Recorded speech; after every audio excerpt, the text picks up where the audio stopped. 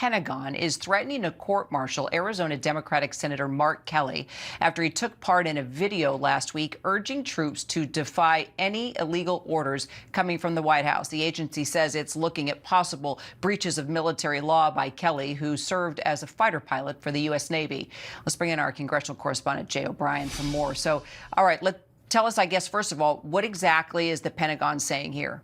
Yeah, and this is the strongest step we've seen so far, Kira, of the White House trying to hit back against this video that drew the president's ire. He said that those members of Congress who engaged in this video committed sedition, and that's something that Republicans on Capitol Hill largely backed him up on. And in this statement from the Department of Defense, they say that there are, quote, serious allegations of misconduct. They point out that the lawmakers who engaged in that video possibly could have violated, and this only applies to Kelly because he is a retired naval commander. It doesn't apply to the other lawmakers in this video who have either intelligence backgrounds or a different way their military service ended. But, quote, the Uniform Code of Military Justice prohibits actions that, quote, interfere with the loyalty, morale, good order, and discipline of the armed forces. And the allegation that the DOD makes here is that this video may have done that and could open Kelly up to a possible court-martial. The reality here is, Kira, though, I just went back through the video again because it was in the headlines all last week,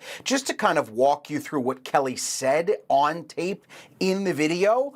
All he says in that video, and I'll read you the quotes from him, are, quote, "You all swore an oath," referring to active duty members of the United States military. And then he goes on to say, quote, "Our laws are clear. You can refuse illegal orders." And then he says, "Your vigilance is critical."